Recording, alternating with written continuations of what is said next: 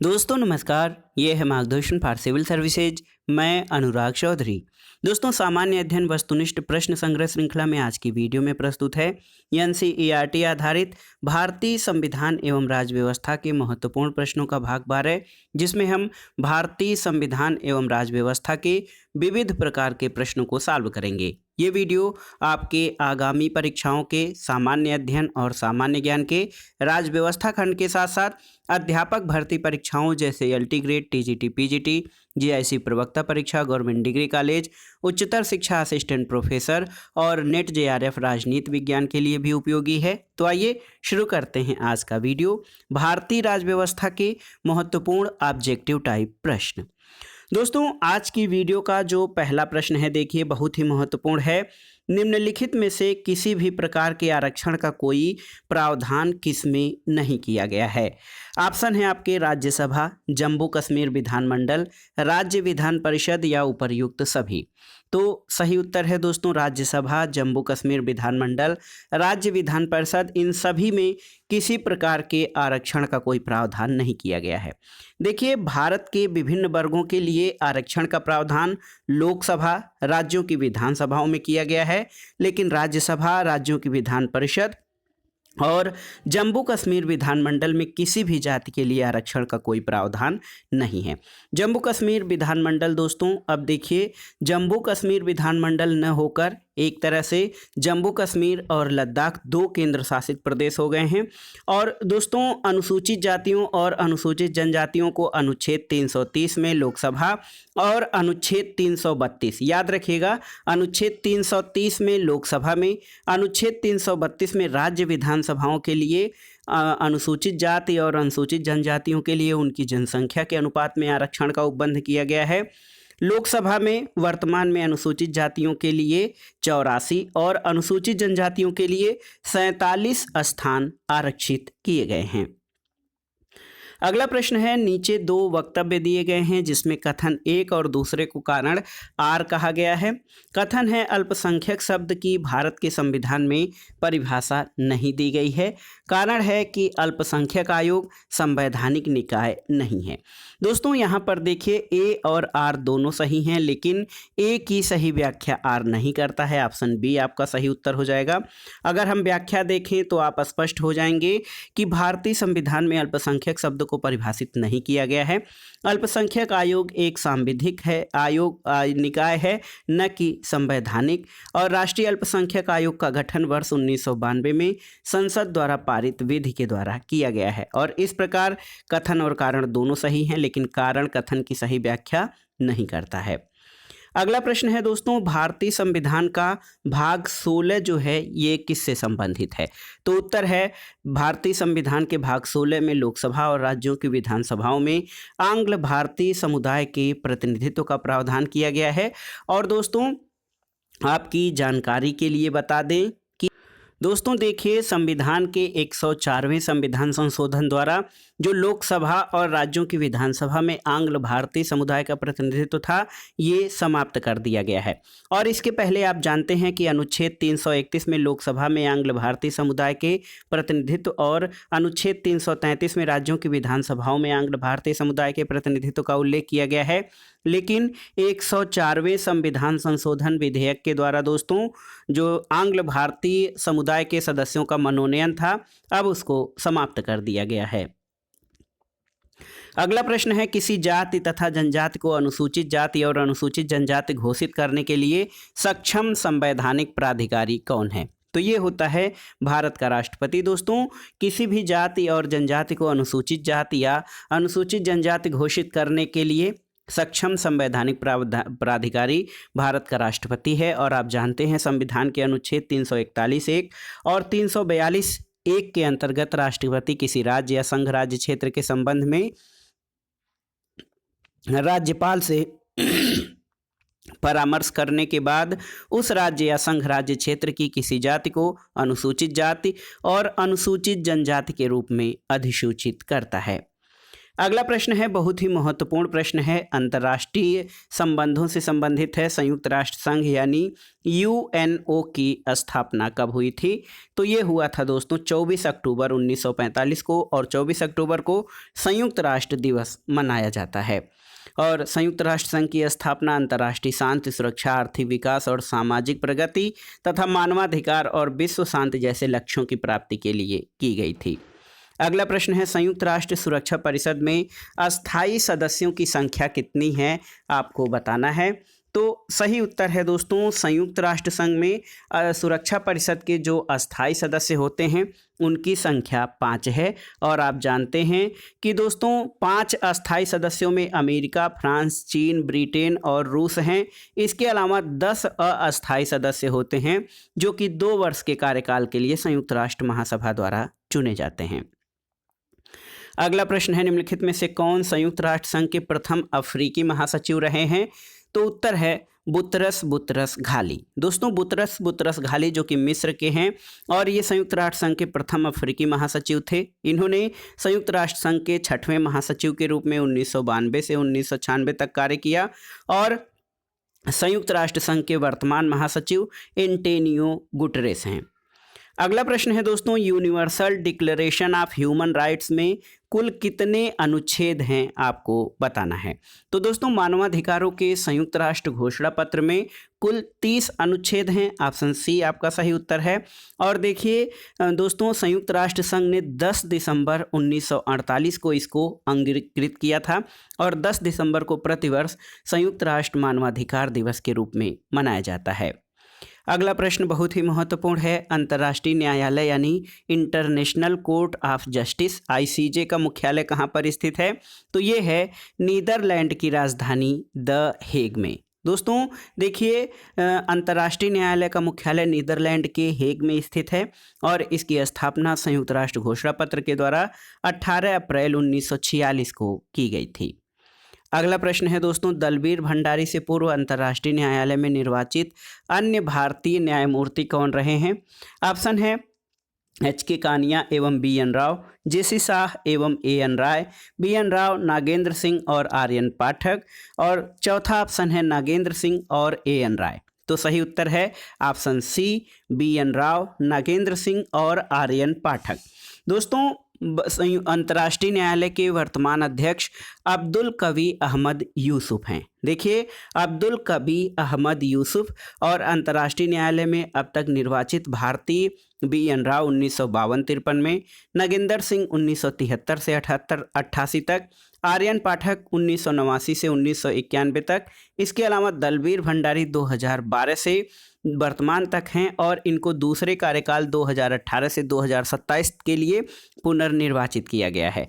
तो दोस्तों भारत के जो जजेज रहे हैं अंतर्राष्ट्रीय न्यायालय में BN राव, नागेंद्र सिंह, आर्यन पाठक और दलबीर भंडारी।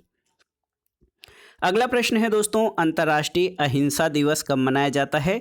तो ये मनाया जाता है दोस्तों गांधी जयंती के दिन 2 अक्टूबर को। और 15 जून 2007 को संयुक्त राष्ट्र महासभा ने महात्मा गांधी के जन्म दिवस 2 अक्टूबर को अंतर्राष्ट्रीय अहिंसा दिवस के रूप में घोषित किया और तभी से प्रतिवर्ष 2 अक्टूबर को अंतर्राष्ट्रीय अहिंसा दिवस के रूप में मनाया जाता है। अगला प्रश्न है दोस्तों, अध्यक्षीय शासन व्यवस्था यानी प्रेसिडेंशियल फॉर्म ऑफ गवर्नमेंट का उदय सबसे पहले किस देश में हुआ था? तो देखिए ऑप्शन है यूगोस्लाविया, मिस्र, स्विट्जरलैंड या संयुक्त राज्य अमेरिका। तो सही उत्तर है संयुक्त राज्य अमेरिका में। दोस्तों प्रेसिडेंशियल फॉर्म ऑफ गवर्नमेंट का उदय सबसे पहले संयुक्त राज्य अमेरिका में हुआ है और इसकी विशेषता ये है कि राष्ट्रपति कार्यपालिका का वास्तविक अध्यक्ष होता है। इसका निर्वाचन जनता द्वारा प्रत्यक्ष रूप से किया जाता है और वह एक निश्चित कार्यकाल के लिए मुख्य कार्यपालक होता है। और अमेरिकी शासन व्यवस्था में राष्ट्रपति आम नागरिकों में से अपने मंत्रियों का चुनाव करता है और मंत्री विधानमंडल के सदस्य नहीं होते हैं। और इस प्रकार अध्यक्षात्मक शासन व्यवस्था में कार्यपालिका के स्थायित्व की, जबकि संसदीय व्यवस्था में कार्यपालिका के उत्तरदायित्व पर अधिक बल दिया जाता है। अगला प्रश्न है, निम्नलिखित कथनों पर विचार कीजिए। पहला है कि रूस की संसद या पार्लियामेंट को फेडरल असेंबली कहते हैं। दूसरा है कि रूसी संसद में फेडरेशन काउंसिल निम्न सदन है। और तीसरा है रूसी संसद में उच्च सदन का नाम स्टेट ड्यूमा है और आपको बताना है इनमें से कौन सा कथन सही है। तो सही उत्तर ऑप्शन डी हो जाएगा, केवल एक, यानी रूस की संसद को फेडरल असेंबली कहते हैं। दोस्तों देखिए, रूस की संसद का नाम फेडरल असेंबली है और संसद का निम्न सदन को स्टेट ड्यूमा और उच्च सदन को फेडरेशन काउंसिल कहा जाता है। तो ये बहुत ही महत्वपूर्ण है दोस्तों। फेडरेशन काउंसिल जो है ये उच्च सदन है और निम्न सदन जो है वो ड्यूमा है, स्टेट ड्यूमा। अगला प्रश्न है, तास कहाँ की समाचार एजेंसी है? तो याद रखिएगा, तास रूस की, पूर्व सोवियत रूस जो था उसकी समाचार एजेंसी तास थी और सोवियत संघ के विघटन के पश्चात इसे वर्ष 1992 में इंफॉर्मेशन टेलीग्राफ एजेंसी ऑफ रूस यानी ITAR में शामिल कर दिया गया, लेकिन 2014 में इसका नाम पुनः तास कर दिया गया है। अगला प्रश्न है, चीन की संसद का नाम क्या है दोस्तों? तो बहुत ही आसान सा प्रश्न है। चीन की संसद का नाम है National People's Congress. Option B आपका सही उत्तर है, जिसका नाम होता है दोस्तों, देखिए, राष्ट्रीय जनतांत्रिक कांग्रेस। और दोस्तों वर्तमान में 2980 सदस्यों के साथ विश्व की सबसे बड़ी संसद है, लेकिन वास्तव में ये रबर स्टंप विधायिका है जो चीन की कम्युनिस्ट पार्टी द्वारा लिए गए निर्णयों पर मुहर लगाती है। अगला प्रश्न है दोस्तों, जापान की संसद को क्या कहा जाता है? तो जापान की संसद का नाम है दोस्तों डाइट। याद रखिएगा, जापान की संसद डाइट है, जबकि रिक्सडेग स्वीडन की और जनरल कोर्ट्स स्पेन की संसद है।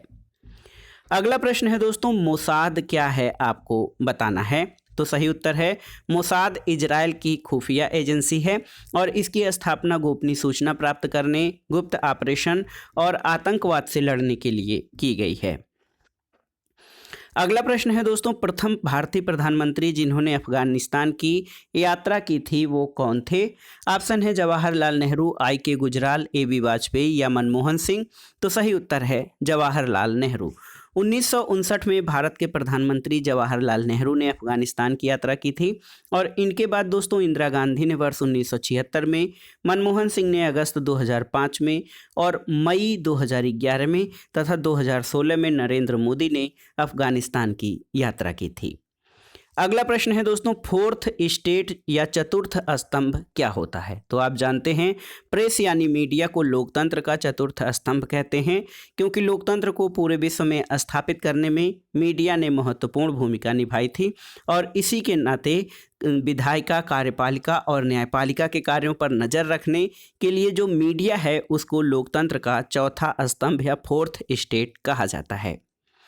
अगला प्रश्न है, निम्नलिखित में से कौन सा एक पंचशील का सिद्धांत नहीं है? देखिए, गुटनिरपेक्षता, शांतिपूर्ण सहअस्तित्व, एक दूसरे की अखंडता का सम्मान, एक दूसरे के आंतरिक मामलों में हस्तक्षेप न करना।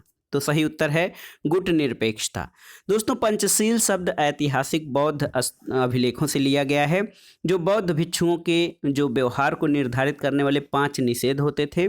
मानव कल्याण, विश्व शांति के आदर्श, सामाजिक, राजनीतिक और आर्थिक देशों ने पंचशील का सिद्धांत अपनाया है। पंचशील के बारे में हमने एक वीडियो भी बनाया है दोस्तों। पंचशील के सिद्धांतों में देखिए 5 सिद्धांत हैं। एक दूसरे की अखंडता और संप्रभुता का सम्मान करना, एक दूसरे पर आक्रमण न करना, एक दूसरे के आंतरिक मामलों में हस्तक्षेप न करना, सम्मान और परस्पर लाभकारी संबंध और शांतिपूर्ण सह अस्तित्व। ये पंचशील के 5 सिद्धांत हैं। इनमें गुटनिरपेक्षता शामिल नहीं है।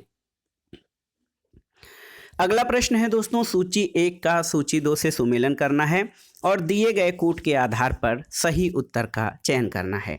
देखिए, कृत्यकारी और दूसरा शपथ या प्रतिज्ञान। भारत का राष्ट्रपति, दोस्तों भारत का राष्ट्रपति जो है भारत के संविधान के प्रति श्रद्धा और निष्ठा की शपथ लेता है। सर्वोच्च न्यायालय के न्यायाधीश दोस्तों ये संविधान के विधि की मर्यादा बनाए रखने का संकल्प लेते हैं या शपथ लेते हैं। संसद के सदस्य जो हैं ये कर्तव्यों का निष्ठापूर्वक निर्वहन के लिए और संघ के मंत्री सूचना की गोपनीयता के संबंध में जो है निर्णय लेते हैं। तो देखिए, A का तीसरा, B का चौथा, 3, 4, 2 और 1। तो देखिए ऑप्शन कौन सा? ऑप्शन C आपका सही उत्तर है। 3, 4, 2 और 1 आपके सही उत्तर हैं। अगला प्रश्न दोस्तों, सूची 1 का सूची 2 से सुमेलन करना है और दिए गए कूट के आधार पर सही उत्तर का चयन करना है। देखिए नागेंद्र सिंह, दोस्तों नागेंद्र सिंह अंतर्राष्ट्रीय न्यायालय के अध्यक्ष रह चुके हैं, ए का दूसरा हो जाएगा। इसके अलावा दोस्तों अजीत नाथ राय, अजीत नाथ राय ये भारत के मुख्य न्यायमूर्ति रह चुके हैं, एएन राय। और आर के त्रिवेदी, आर के त्रिवेदी दोस्तों देखिए ये आर के त्रिवेदी ये दोस्तों भारत के जो है महान्यायवादी रह चुके हैं। और अशोक देसाई ये भारत के दोस्तों देखिए इसमें आर के त्रिवेदी 1982 से 1985 से भारत के मुख्य निर्वाचन आयुक्त रहे हैं और अशोक देसाई भारत के महान्यायवादी रहे हैं 1996 से 98 तक। तो सही उत्तर हो जाएगा 2, 3, 1 और 4। तो कौन सा ऑप्शन सही है? ये ऑप्शन सी आपका सही उत्तर हो जाएगा, 2, 3, 1 और 4। अगला प्रश्न है, निम्नलिखित में से कौन जून 2009 में सृजित भारतीय विशिष्ट पहचान प्राधिकरण के प्रथम महानिदेशक नियुक्त किए गए हैं? ऑप्शन है मोंटेक सिंह अहलूवालिया, नंदन नीलकेड़ी, अशोक देसाई या राम सेवक शर्मा। तो सही उत्तर है नंदन नीलकेड़ी। दोस्तों नंदन नीलकेड़ी को 2009 में भारतीय विशिष्ट पहचान प्राधिकरण यानी UIDAI यानी unique identification authority of India का प्रथम महानिदेशक नियुक्त किया गया था और वर्तमान में इसके अध्यक्ष जे सत्यनारायण है। और मई 2018 तक लगभग 122 करोड़ लोगों का आधार कार्ड बनाया जा चुका है। तो नंदन नीलकेड़ी दोस्तों UIDAI के प्रथम महानिदेशक रहे थे। सूची 1 को सूची 2 से सुमेलित करना है। इसमें देखिए दोस्तों भारत का उपराष्ट्रपति, और आप जानते हैं भारत का उपराष्ट्रपति राज्यसभा का पदेन सभापति होता है यानी एक्स ऑफिसियो होता है राज्यसभा का, ए का तीसरा हो जाएगा। भारत के नियंत्रक और महालेखा परीक्षक की रिपोर्ट पर संसद की लोक लेखा समिति जांच करती है, तो बी का पहला हो जाएगा। इसके अलावा जो राज्य का महाधिवक्ता होता है इसके बारे में देखिए, तो राज्य का महाधिवक्ता जो है ये उच्च न्यायालय यहाँ इसके लिए होता है। और भारत का महान्यायवादी जो है ये दोस्तों लोकसभा की बैठकों में भाग लेता है। तो आपका हो जाएगा देखिए ऑप्शन ए सही उत्तर हो जाएगा, 3, 1, 4 और 2। अगला प्रश्न है दोस्तों देखिए भारतीय प्रेस काउंसिल क्या है? एक वैधानिक संस्था, सांविधिक एवं अर्धन्यायिक निकाय, न्यायिक संस्था या फिर परामर्शी संस्था। तो सही उत्तर है भारतीय प्रेस काउंसिल एक सांविधिक एवं अर्धन्यायिक निकाय है। ऑप्शन बी आपका सही उत्तर है। PCI यानी प्रेस काउंसिल ऑफ इंडिया एक सांविधिक और अर्धन्यायिक निकाय है। इसकी स्थापना दोस्तों 4 जुलाई 1966 को संसद से पारित एक अधिनियम के द्वारा की गई थी और इसके वर्तमान अध्यक्ष चंद्रमौली कुमार प्रसाद हैं। अगला प्रश्न है निम्नलिखित में से कौन सा एक मानव संसाधन विकास मंत्रालय का विभाग नहीं है? यद्यपि आपकी जानकारी के लिए बता दें दोस्तों, मानव संसाधन विकास मंत्रालय का नाम बदलकर अब शिक्षा मंत्रालय कर दिया गया है। ऑप्शन देख लेते हैं, प्राथमिक शिक्षा और साक्षरता विभाग, माध्यमिक शिक्षा और उच्च शिक्षा विभाग, तकनीकी शिक्षा विभाग, महिला और बाल विकास विभाग। तो दोस्तों महिला और बाल विकास विभाग ये मानव संसाधन विकास मंत्रालय या शिक्षा मंत्रालय का विभाग नहीं है। देखिए दोस्तों मानव संसाधन विकास मंत्रालय जिसे अब शिक्षा मंत्रालय कहा गया है, इसमें वर्तमान में स्कूली शिक्षा और साक्षरता विभाग और उच्चतर शिक्षा विभाग हैं।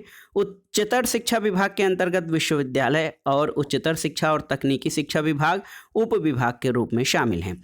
महिला और बाल विकास विभाग की स्थापना 1985 में मानव संसाधन विकास मंत्रालय के अधीन की गई थी, लेकिन 30 जनवरी 2006 को इस विभाग को मंत्रालय का दर्जा दे दिया गया। अगला प्रश्न है निम्नलिखित का सही कालानुक्रम आपको बताना है। इसमें देखिए जो घटनाएं या समझौते हैं, शिमला समझौता, भारत सोवियत समझौता, फरक्का समझौता और ताशकंद समझौता। तो देखिए इसमें सही क्रम हो जाएगा 11 दिसंबर 1966 को भारत पाकिस्तान के मध्य ताशकंद समझौता हुआ था, ये 1966 है। इसके अलावा भारत सोवियत समझौता 1972 में हुआ था और ये है 2 जुलाई 1972 को। भारत पाकिस्तान के मध्य शिमला समझौता 75 में हुआ था 1975। और फरक्का समझौता दोस्तों ये 1975 में जो हुआ था, ये बहुत ही महत्वपूर्ण है। तो देखिए सही क्रम आपका हो जाएगा ऑप्शन ए 4, 2, 1 और 3। 4, 2, 1 और 3 ये जो समझौते हैं उनका सही क्रम है। ऑप्शन ए आपका सही उत्तर है। अगला प्रश्न है निम्नलिखित युग्मों में से कौन एक सही सुमेलित नहीं है, आपको बताना है। ए पिको आंदोलन पी हेगड़े, ये आपका सही सुमेलित है। चिपको आंदोलन सुंदरलाल बहुगुणा, ये भी सही सुमेलित है। नर्मदा बचाओ आंदोलन मेधा पाटेकर, सही सुमेलित है। और शांत घाटी आंदोलन बाबा आमटे, ये सही सुमेलित नहीं है। दोस्तों साइलेंट वैली मूवमेंट या शांत घाटी आंदोलन सुगथा कुमारी इससे संबंधित हैं, जबकि बाबा आमटे वन्य जीव संरक्षण और नर्मदा बचाओ आंदोलन से जुड़े थे। अगला प्रश्न है निम्नलिखित युग्मों पर विचार कीजिए। देखिए दोस्तों चेचन्या रूस, ये आपका सही सुमेलित है। देखिए दारफुर माली, ये सही सुमेलित नहीं है। स्वात घाटी इराक, ये भी सही सुमेलित नहीं है। केवल एक आपका सही उत्तर है। दोस्तों चेचन्या रूस का एक गणतंत्र है और ये काकासस प्रदेश के उत्तर में कैस्पियन सागर से 100 किलोमीटर की दूरी पर स्थित है। दारफुर ये सूडान के पश्चिमी भाग में एक विवादित क्षेत्र है। और स्वात घाटी पाकिस्तान के खैबर पख्तूनवा प्रांत में प्रशासनिक जिला है, ये इराक में नहीं है। तो केवल ऑप्शन 1 आपका सही है। अगला प्रश्न है दोस्तों एशियाई विकास बैंक यानी एडीबी, जिसको एडीबी एशियाई विकास बैंक कहते हैं, इसका इंडिया रेजिडेंट मिशन कहाँ पर अवस्थित है, आपको बताना है। ऑप्शन है मुंबई, नई दिल्ली, कोलकाता या बेंगलुरु। तो सही उत्तर है ऑप्शन बी, नई दिल्ली में। दोस्तों ये एशियाई विकास बैंक की स्थापना 19 दिसंबर 1966 को की गई थी। इसका मुख्यालय फिलीपींस की राजधानी मनीला में है और इसका इंडिया रेजिडेंट मिशन जो है ये नई दिल्ली में स्थित है। अगला प्रश्न है निम्नलिखित देशों पर विचार कीजिए। देखिए Denmark, Japan, Russian federation, United kingdom और यूनाइटेड स्टेट्स ऑफ अमेरिका। तो इसमें आपको बताना है कि कौन से देश आर्कटिक काउंसिल के सदस्य हैं। तो सही उत्तर है दोस्तों आर्कटिक काउंसिल जो है इसकी स्थापना ओटावा घोषणा पत्र के द्वारा 1996 में की गई थी। इसमें 8 सदस्य देश हैं, डेनमार्क, रूस, Finland, Norway, Sweden, America, Iceland और कनाडा। और इसका उद्देश्य आर्कटिक क्षेत्र के पर्यावरण संरक्षण और सहयोग तथा समन्वय और संसाधनों के समुचित उपयोग को प्रोत्साहन देना है। तो सही उत्तर हो जाएगा 1 यानी डेनमार्क, 3 यानी रशियन फेडरेशन और 1 देखिए दोस्तों यहाँ पर डेनमार्क है, रूस है और जो यूनाइटेड स्टेट्स ऑफ अमेरिका। तो 1, 3, 5 ऑप्शन डी आपका सही उत्तर हो जाएगा। अगला प्रश्न है कि निम्नलिखित में से कौन किसी देश की सर्वप्रथम महिला प्रधानमंत्री बनी थी। तो उत्तर आप जानते हैं, भारत के पड़ोसी देश श्रीलंका की पहली जो महिला प्रधानमंत्री थी श्रीमती सिरिमाओ भंडार नायके, ये 1960 में श्रीलंका की प्रथम महिला प्रधानमंत्री बनने के साथ ही दुनिया के किसी भी देश की प्रथम महिला प्रधानमंत्री थीं। अगला प्रश्न है निम्नलिखित कथनों में से कौन सा एक सत्य नहीं है। इसमें आपको जानना है दोस्तों कि एक कथन ऐसा है जो कि सही नहीं है। देखिए पॉलिटिक्स इन इंडिया जो है रजनी कोठारी का पथ प्रदर्शक शोध अध्ययन है, तो ये सही है आपका। इसके अलावा वित्त आयोग का गठन अनुच्छेद 280 के अंतर्गत किया जाता है और ये भी आपका सही है। दोस्तों देखिए वित्त आयोग का गठन जो है ये अनुच्छेद 280 के अंतर्गत किया जाता है और मैडम भीकाजी कामा राष्ट्रीय कांग्रेस की प्रथम महिला अध्यक्ष थी, ये आपका सही सुमेलित नहीं है। दोस्तों ए और बी आपके सही सुमेलित हैं, लेकिन मैडम भीकाजी कामा भारतीय राष्ट्रीय कांग्रेस की प्रथम महिला अध्यक्ष नहीं थी। मैडम भीकाजी कामा जर्मनी के स्टुटगार्ट में 22 अगस्त 1907 को अंतर्राष्ट्रीय सोशलिस्ट कांग्रेस के सम्मेलन में तिरंगा फहराने के लिए प्रसिद्ध हैं। इनको भारतीय क्रांतिकारियों की मां के नाम से जाना जाता है, जबकि एनी बेसेंट भारतीय राष्ट्रीय कांग्रेस की प्रथम महिला अध्यक्ष थीं। इन्होंने भारतीय राष्ट्रीय कांग्रेस के कलकत्ता अधिवेशन की अध्यक्षता 1917 में की थी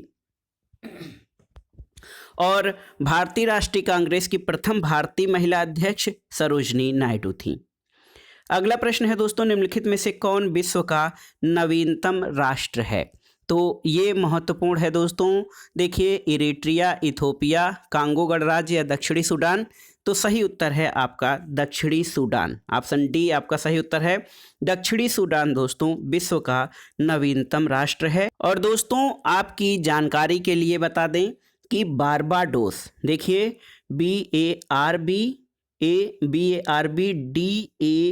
BARBDOS, बारबाडोस जो है दोस्तों, ये आधिकारिक तौर पर देश का, दुनिया का सबसे नया गणराज्य बना है, क्योंकि इसने 400 वर्षों तक ब्रिटिश उपनिवेश रहने के बाद महारानी एलिजाबेथ द्वितीय को अपने राष्ट्र के प्रमुख से हटा दिया है।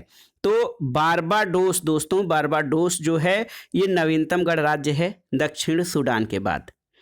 अगला प्रश्न है, निम्नलिखित अधिकारियों पर विचार कीजिए। मंत्रिमंडल सचिव, मुख्य निर्वाचन आयुक्त, संघ के कैबिनेट मंत्री और भारत के मुख्य न्यायाधीश। तो वरीयता क्रम के अनुसार इनका सही क्रम क्या है आपको बताना है। तो दोस्तों इसमें भारत में प्रोटोकॉल के महत्वपूर्ण पद जो हैं, इनमें आप देख सकते हैं जो ऑप्शन दिए गए हैं, इसमें भारत के मुख्य न्यायाधीश, उसके बाद संघ के कैबिनेट मंत्री, फिर मुख्य निर्वाचन आयुक्त और मंत्रिमंडल सचिव। तो यहाँ पर देखिए 4, 3, 2 और 1, ये आपका सही क्रम है। भारत के मुख्य न्यायाधीश, संघ के कैबिनेट मंत्री, मुख्य निर्वाचन आयुक्त और मंत्रिमंडल सचिव, ये भारत में महत्वपूर्ण पदों के पदानुक्रम का सही क्रम है। अगला प्रश्न है दोस्तों, भारत सरकार की वरीयता क्रम में भारत के मुख्य न्यायाधीश के ऊपर कौन आता है। ऑप्शन है भारत का महान्यायवादी, भूतपूर्व राष्ट्रपति, राजदूत या लोकसभा का अध्यक्ष। तो सही उत्तर है भूतपूर्व राष्ट्रपति। दोस्तों भारत में मुख्य न्यायाधीश से ऊपर वरीयता क्रम जो है, पहले नंबर पर राष्ट्रपति, दूसरे नंबर पर उपराष्ट्रपति, तीसरे नंबर पर प्रधानमंत्री, चौथे स्थान पर राज्यों के राज्यपाल अपने राज्यों में, उसके बाद 5वें स्थान पर भूतपूर्व राष्ट्रपति और उप प्रधानमंत्री, और इसके बाद 6वें नंबर पर भारत का मुख्य न्यायाधीश और लोकसभा के अध्यक्ष का क्रम आता है। और भारत के मुख्य न्यायाधीश और लोकसभा अध्यक्ष ये वरीयता क्रम पर समकक्ष हैं। अगला प्रश्न है, केंद्रीय कर्मचारियों के वेतन पुनरीक्षण के लिए सुझाव के लिए 6ठे वेतन आयोग के अध्यक्ष कौन थे। सही उत्तर है BN श्रीकृष्ण। दोस्तों 6ठे वेतन आयोग के अध्यक्ष BN श्रीकृष्ण थे, जबकि 7वें वेतन आयोग के अध्यक्ष न्यायमूर्ति AK माथुर हैं। अगला प्रश्न है, निम्नलिखित में से कौन संविधानेतर संस्था है। ऑप्शन है देखिए, संघ लोक सेवा आयोग, वित्त आयोग, नीति आयोग या चुनाव आयोग। तो सही उत्तर संविधानेतर संस्था नीति आयोग है। दोस्तों संविधानेतर संस्थाएं वे संस्थाएं होती हैं जिनका उल्लेख संविधान में नहीं किया जाता है और इनका गठन कार्यपालिका के द्वारा किया जाता है, जैसे राष्ट्रीय मानवाधिकार आयोग, नीति आयोग, केंद्रीय सतर्कता आयोग। और दोस्तों नीति आयोग जो है इसका गठन 1 जनवरी 2015 को योजना आयोग के स्थान पर किया गया है और इसके अध्यक्ष प्रधानमंत्री होते हैं और वर्तमान में उपाध्यक्ष इसके राजीव कुमार हैं। अगला प्रश्न है, भारतीय संविधान में मान्यता प्राप्त भाषाओं की संख्या कुल कितनी है। तो बताने की जरूरत नहीं, आप जानते हैं कि 22 भाषाएं जो हैं भारतीय संविधान की 8वीं अनुसूची में शामिल हैं। मूल संविधान में कुल 14 भाषाएं थी, लेकिन वर्तमान में इनकी संख्या 22 है। 21वें संविधान संशोधन अधिनियम 1967 से सिंधी को, 71वें संविधान संशोधन अधिनियम 1992 से कोंकणी और नेपाली तथा मणिपुरी को, और 92वें संविधान संशोधन अधिनियम द्वारा बोडो, डोगरी, संथाली और मैथिली को 8वीं अनुसूची में शामिल किया गया है। अगला प्रश्न है दोस्तों, संविधान सभा में निम्न में से कौन सा दल शामिल नहीं था। ऑप्शन है भारतीय राष्ट्रीय कांग्रेस, मुस्लिम लीग, साम्यवादी दल या हिंदू महासभा। तो सही उत्तर है हिंदू महासभा। दोस्तों हिंदू महासभा की स्थापना 1915 में ही हुई थी। इस दल ने संविधान सभा में भाग नहीं लिया था, जबकि मुस्लिम लीग के सदस्यों ने संविधान सभा का बहिष्कार किया था। अगला प्रश्न और इस वीडियो का आखिरी प्रश्न है दोस्तों, बहुत ही महत्वपूर्ण प्रश्न है कि भारत में पहली बार राष्ट्रीय आपातकाल कब घोषित किया गया था। ऑप्शन है 1962 में, 1966 में, 1978 में या 1987 में। तो सही उत्तर है देखिए, बहुत ही महत्वपूर्ण है 1962 में। दोस्तों भारत में अनुच्छेद 352 के आधार पर अब तक 3 बार वर्ष 1962 में भारत चीन युद्ध के समय, 1971 में भारत पाकिस्तान युद्ध के समय और 1975 में आंतरिक अशांति के आधार पर आपातकाल घोषित किया गया था।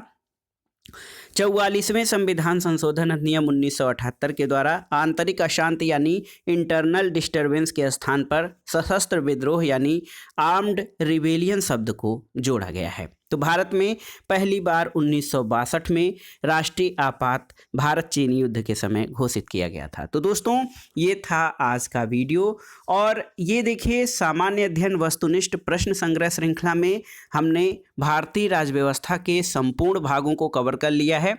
और ये जो श्रृंखला थी दोस्तों भारतीय संविधान और राज्य व्यवस्था की, आगामी परीक्षाओं के लिए बहुत ही उपयोगी और महत्वपूर्ण है।